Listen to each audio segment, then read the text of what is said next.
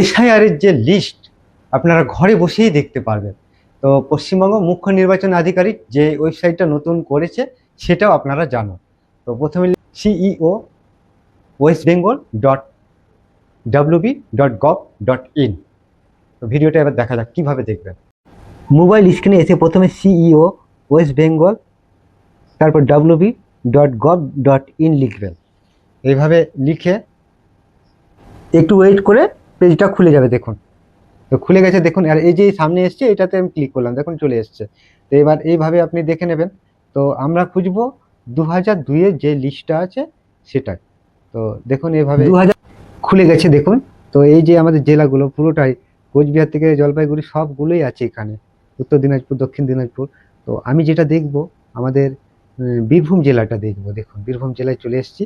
তো এই হচ্ছে বীরভূম জেলা এবং এটাকে পুরোটাই আপনাদের ভালো করে দেখানোর চেষ্টা করছি। এখানে কিন্তু আপনাকে দুটো জিনিস জানতে হবে। এক নম্বর হচ্ছে বিধানসভার নাম্বার, দুই হচ্ছে পার্ট নাম্বার। তবেই আপনি সহজে নামটা পেয়ে যাবেন। এবং আপনি যদি সেই বুথ নাম্বার না খুঁজে যদি নামটা খুঁজতে যান তো অনেকটা সময় লাগবে।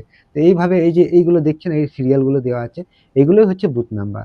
এইভাবে আস্তে আস্তে উঠিয়ে দেবো, কারণ আমি আমার যে বুথ নাম্বার সেটাই দেখাচ্ছি। আমার বুথ নাম্বার হচ্ছে 73। তো সেটাই দেখাবো আপনাদের। তো এই 73 চলে এসছে। টাচ করার পর এই ক্যাপচারটা চলে এসছে। এই ক্যাপচারটা পুরোটাই লিখে ভেরিফাইডে ক্লিক করে দেবেন। দেখবেন আস্তে আস্তে এটা খুলে যাবে।